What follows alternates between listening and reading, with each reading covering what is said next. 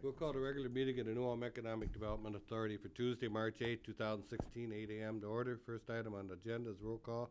We do have a quorum, so we'll go to item number 2, approval of the minutes, last meeting. I'll move them. A second. We got a motion to second to approve the minutes of the last meeting. Any discussion on any? Seeing none, all in favor say aye.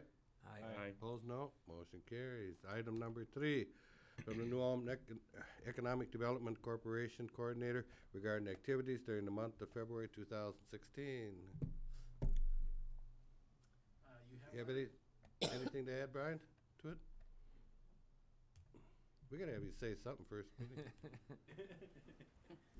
Well, you have my report. Brian Toll, New Ulm Economic Development Corporation. Any questions regarding activity of the corporation over the last months? You can probably see that craft is a big project that we're working on. Dave has taken the lead on that project with the submission of an application to the state of Minnesota for $450,000 in Minnesota Investment Fund, which would be a forgivable loan to craft, a grant to the city, and then a forgivable loan from the city to craft. In addition to that, Brian Gromnitz and Dave and I have been working on the local contribution part of that is required by the state of Minnesota. You might also notice that there is a couple of guys that are seriously looking at putting a meat market into New Ulm, which is a very good thing. They've visited down New Ulm 5 times and are in negotiations on a piece of property. Good. Any questions for him? No, thank you. Entertain a motion to accept the report. So moved. Do we have a second? I'll second it. We got a motion and a second to accept the Economic Development Coordinator's report. Any discussion? Seeing none, all in favor say aye. Aye. Opposed, no. Motion carries. Item 4 from the EDA staff regarding administrative activities during the month of February. Heather. All right, good morning. We will run through the EDA programs for the month of February 2016. Note the Section 8 report, we have 97 vouchers on the program for the month of February. HAP disbursements from HUD exceeded payments to landlords by $2,500. Administrative fee disbursements exceeded expenses by about $900. Note the unaudited balances on pages 3 and 4. And note that we were able to increase to 100 vouchers for the month of March with a waiting list of 75. Staff just received the renewal funding notice from HUD. Our 2006 funding for the calendar year is $312,965, which is a slight increase from 2015, which amounts to about $950 a month in additional funding. Looking at our current average rental assistance payment for the program, we estimate we should be able to assist approximately 105 families a month. So that said, we do continue to issue new vouchers to fully utilize our funding. So we have some work to do yet to get up to that 105. Any questions on Section 8? Moving on then to the public housing program, note the monthly and year-to-date activity.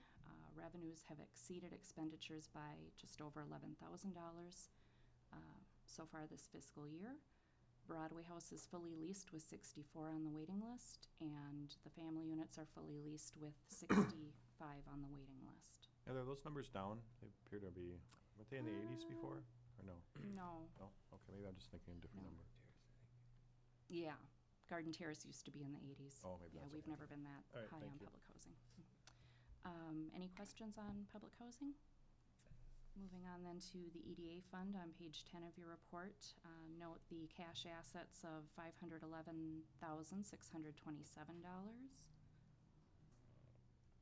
Program rehabilitation loan program on page 11 of the report. Note available funds of $355,500.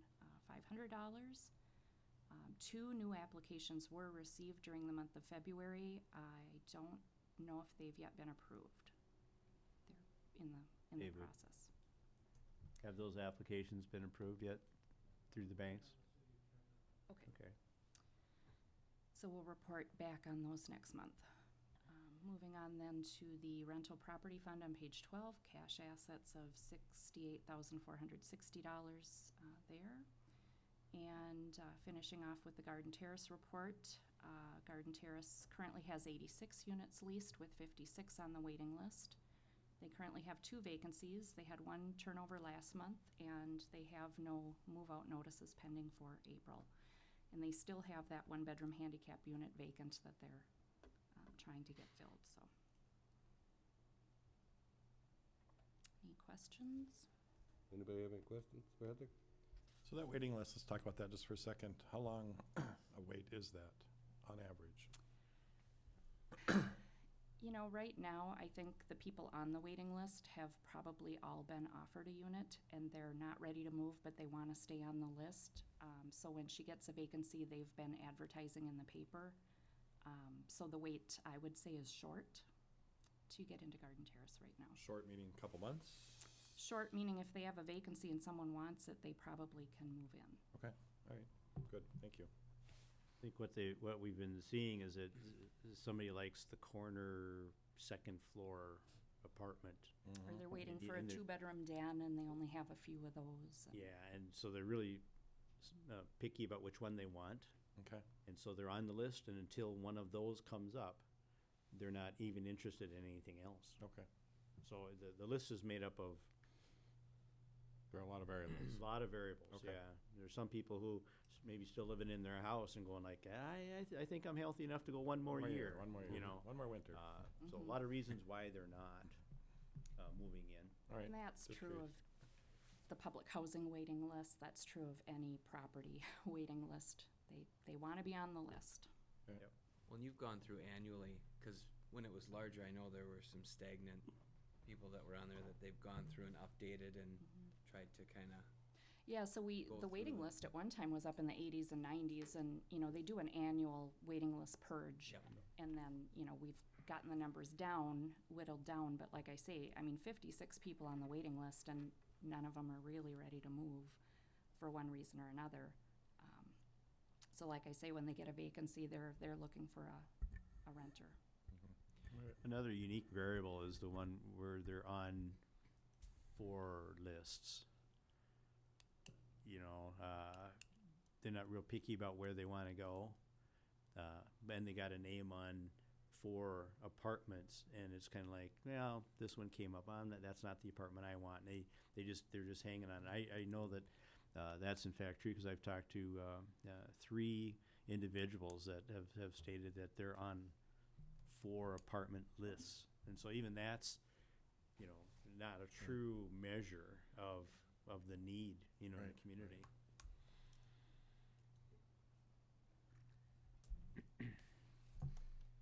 Any other questions for Heather? Isn't any, I'll entertain a motion accepting the I'll report. move it. I'll second. We got a motion and a second to accept the report. Any more discussion? All in favor, say aye. Aye. Opposed, no. Motion carries. Item 5A, consider resolution accepting 2016 Capital Fund Program Grant Award and approve the submittal of a HUD of the 2016 CFP amendment. All right, so we have received our 2016 Capital Fund grant in the amount of $60,415, which is an increase over the 2015 grant. The 2015 grant award was $57,910, so a little slight increase there.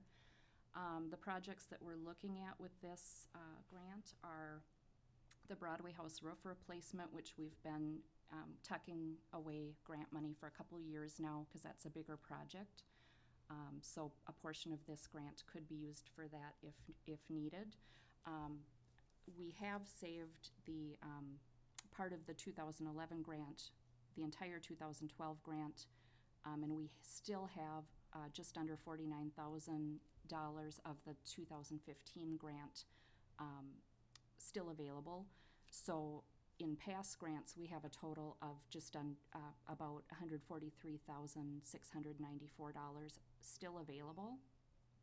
When you add the new grant to that, that brings our total of available funding to just over $204,000.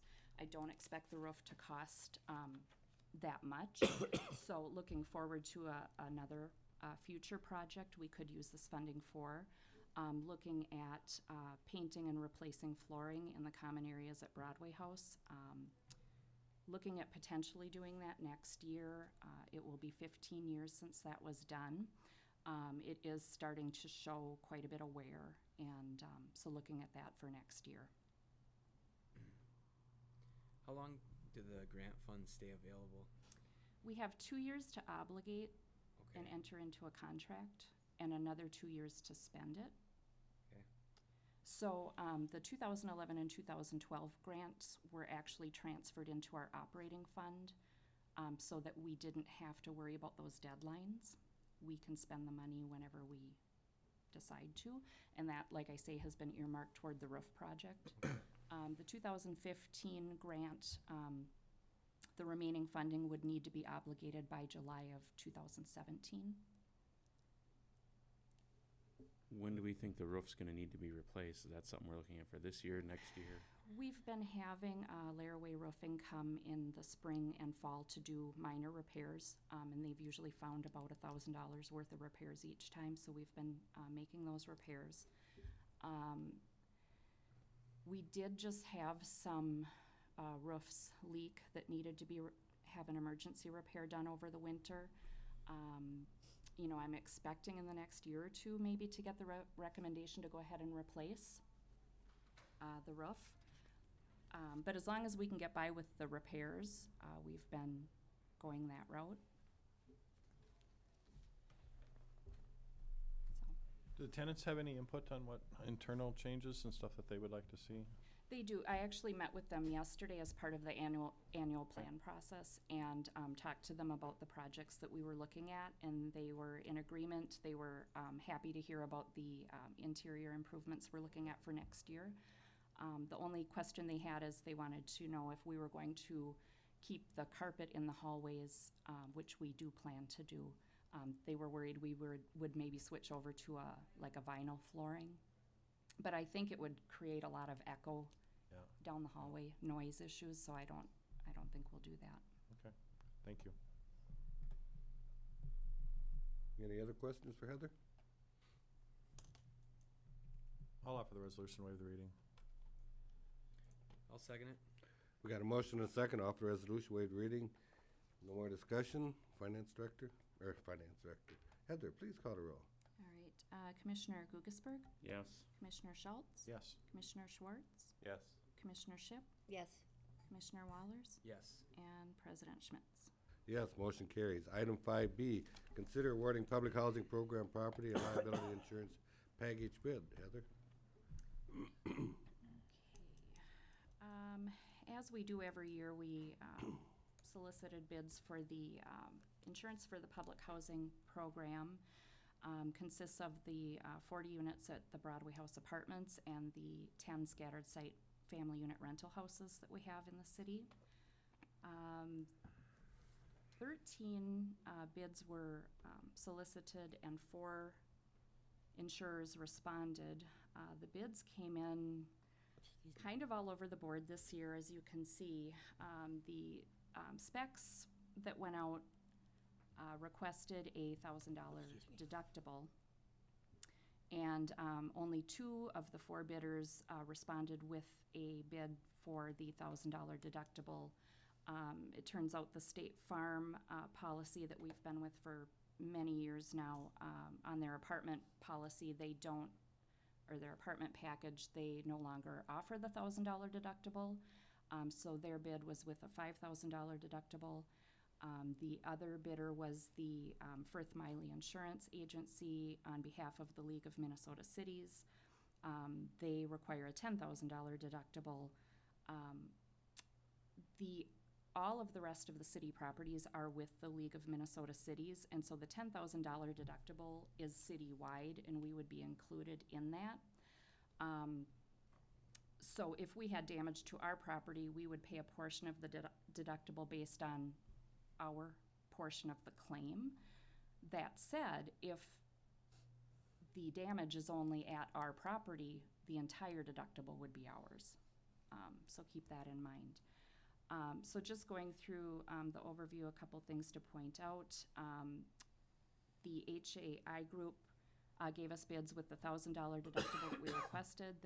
I also contacted them and asked them what the premium would be on a $5,000 deductible so we could compare apples to apples with State Farm. And the ARMA group gave us deductible options of $1,000 deductible, $2,500, and $5,000.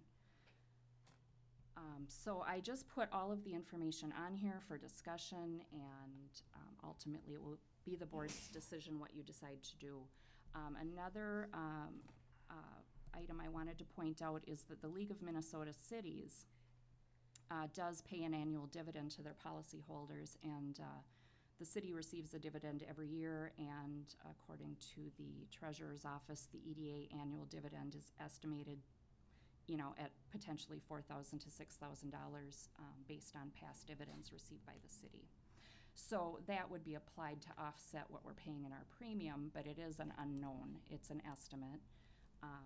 Typically, the city's gotten anywhere between $100,000, $150,000. I think the most recent one was $168,000. I believe so, right. Higher than normal. Yeah.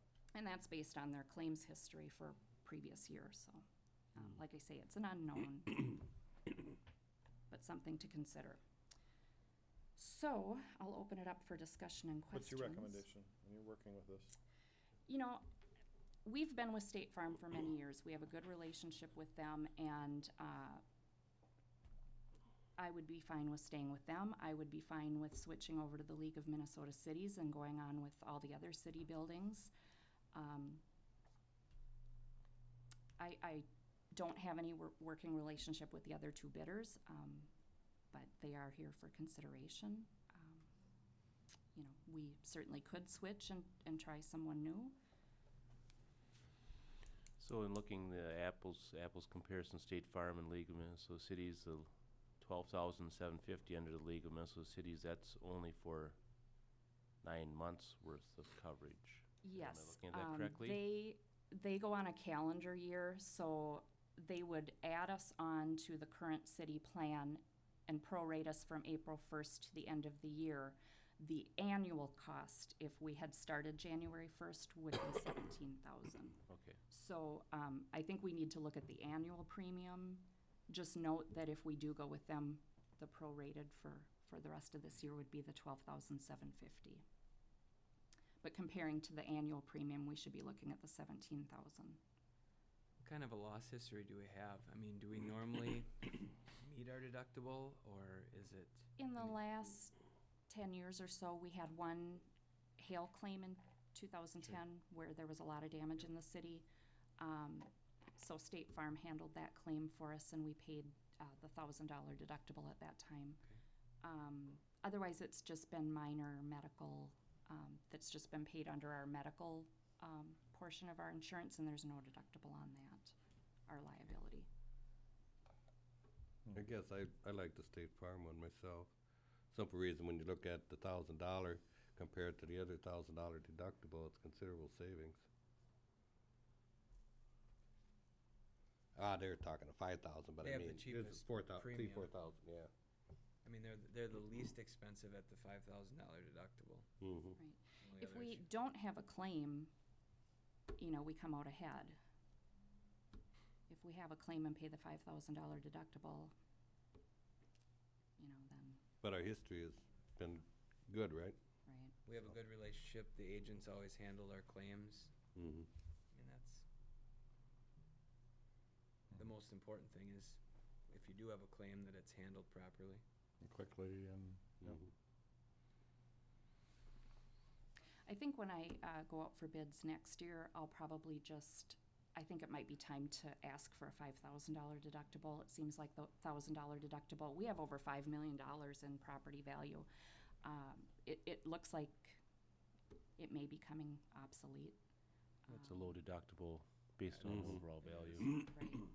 So I know we've looked at comparing different deductibles in the past, and we've chose to stay with the $1,000 deductible, but it seems like that's, well, obviously it's not available with two of the bidders here, so. Probably time to change that.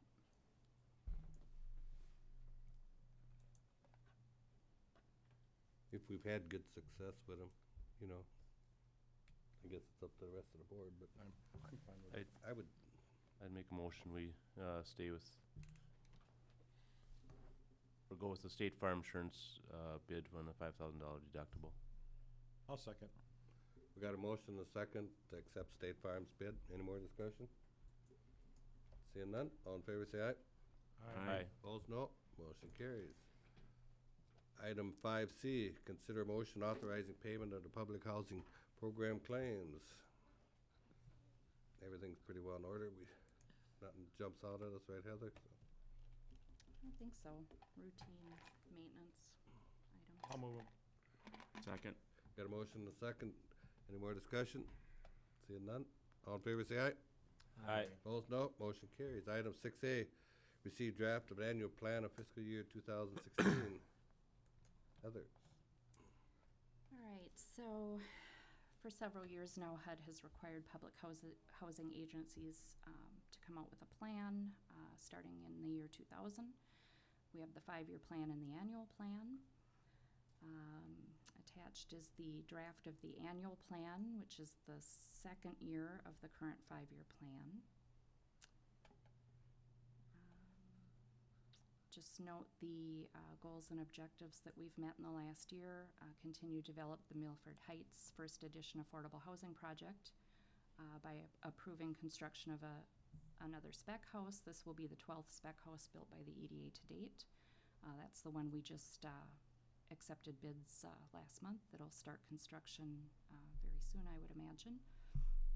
We have again been recognized as a high performer in both the public housing and Section 8 programs. We utilized capital fund grants last year to upgrade the boilers and water. I'm sorry, that is not correct. It was the boilers and elevators at Broadway House that we did last year. Sorry about that. And then on another note, we increased the payment standards on the Section 8 housing voucher program to reduce the gap between household incomes and what they're paying out of pocket for their housing costs.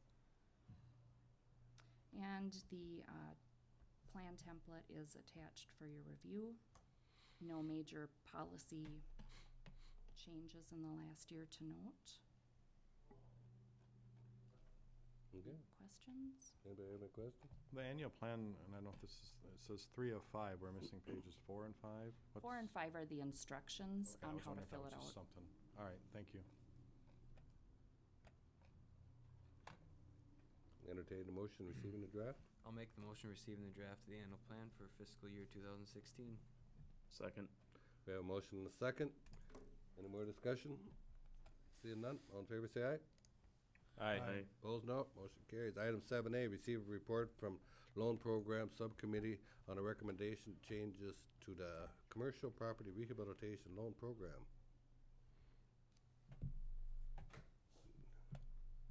Mr. Schnobreck. Missed that last meeting too. I was so pissed. I said, Good morning. My name is Dave Schnobreck. I'm the Community Development Director for the City of New Ulm. At last month's EDA meeting, there was discussion about the Commercial Property Rehabilitation Loan Program. As a result of that discussion, you established a subcommittee to review the current program and to look at possible modifications that might increase its use. The subcommittee met on February 24th and prepared a list of policy and regulations for a revised program. Attached in your agenda packet is a proposed loan program framework, and I'd just like to go through that very briefly. Starting with number 1, the program would continue to be available to the owners or tenants of commercial properties located throughout the city. So this is no change. Number 2, eligible loan program improvements would continue to be of a fixed and permanent nature. However, the definition of fixed and permanent might be more flexibly interpreted. A good example of that would be in the past we may have shied away from using loan funds for equipment. Now we would give stronger consideration to maybe including that in a loan package. The number of loan programs would be increased from 1 to 2. The current program would continue in its existing form, with the exception that the loan limit for the EDA's portion of the loan would increase from $25,000 to $50,000. The interest rate would remain at 2%. The term would be 10 years. We would again be partnering with a local bank who would provide the remaining 50% of the loan amount, and that would be done under the bank's terms. Now, we would also recommend the establishment of a new loan program. And this program would only involve EDA loan program funding. It would have a maximum amount of $5,000. The interest rate would be 0%, and the loan term would be 2 years. Loans would be secured with personal guarantees or other appropriate assets, not a mortgage. The loan applicant would need to submit a completed application and a personal financial statement. And it is hoped that we'd be able to work with local banks to review the applicant's submittals and to advise staff if it would be appropriate to proceed with the loan. And we haven't talked to local banks yet, but I guess if necessary, staff would be agreeable to paying a nominal fee for that service. But we will contact banks and find out how they would approach this kind of request. We feel that local banks should be active participants in both loan programs. Their role will be determined by the type of loan program that an applicant is using. Marketing efforts for the loan program would also be expanded in the hopes of reaching more commercial property owners and tenants. The final thing that we had some discussion about was the possibility of establishing a third loan program specifically for properties in the downtown commercial historic district. During the course of the administration of the Small Cities program, that was a program that provided funding from the federal government through the state of Minnesota to properties in the downtown area. There were funds provided for both commercial rehabilitation and for residential rehabilitation. And one of the requirements of that program is that when we received an application, we were required to do an inspection. And the inspection was not focused on what the applicant was proposing to do as a project, but rather it was an inspection of the entire building. So basically, we started in the basement and we worked our way all the way up to the roof. And this inspection was conducted by one or more members of our building department. And as a result of that inspection, we came away with some new understanding of some of the issues faced by buildings in the downtown area. And one of the areas that we noted some potential future problems was had to do with parapet walls. And parapet walls are kind of those elements of a building that really define the building and give it its historic nature. And so we were looking at the possibility of establishing a program that only focused on exterior facade elements. And it would only be for buildings that were defined as being contributing to the historic district. That means the buildings had historical features or a historic background that merited, being included in the district. We haven't taken it much further than that. We wanted to do a little bit more research.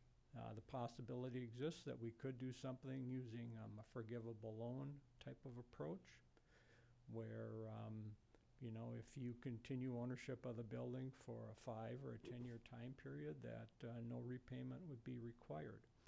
Or we could structure a loan where, the owner did have to participate, but again, there would be an element of that would be made to the applicant where there would be no repayment required. So we haven't taken it any further than that. What I'd like to do is to report back to you at your next month's meeting with a proposal if we find something that we think merits your consideration. Any questions for Dave? I sit on that committee, and I know that we've done some good work on that and moving this forward. The only area that I think we still need to spend quite a bit of time on is I think the city has a pretty good idea what's available. I think from what I've heard in the meetings, the banks kind of know what's available, but it's the general public that is the area that I think we're lacking that gap, that they need to know what is available. And it's so hard these days. You can't just put an ad in the paper because a lot of people don't read the paper, or you can't just do radio. So it's going to have to be a multi-way of getting this information out to the general public. And I think our committee needs to spend a little bit of time on how do we get that message out. So we need to work on that a little bit too, I think, before we bring it back. And quite honestly, out of the 13,500 people, the general public, there's probably 20 people that might be interested in this, and they're the property owners or the tenant inside of a business. And so just broadcasting it to the winds that's where you is need to kind really of give. wasted money. Yeah. It's almost like we should focus on the people that potentially could use this, and maybe this is one of those areas the Chamber of Commerce can help out, and we can work together on targeting the group that actually is looking for this. Sure. Now, there's probably some new, maybe a new business person, who's just a citizen that, doesn't have a business and is thinking of something. But eventually they're gonna go to the bank, or they're gonna go to the Chamber of Commerce, which is where I think the hook is gonna be to catch those individuals. Well, I know the meetings that the chamber had recently on how to start a business in town, they had 20, 25 people coming to each meeting, so it's good. I mean, I don't know how many of them will actually follow through, we'll see, but for some of them, maybe not being aware of what these loan programs are, so they do talk to each other, so.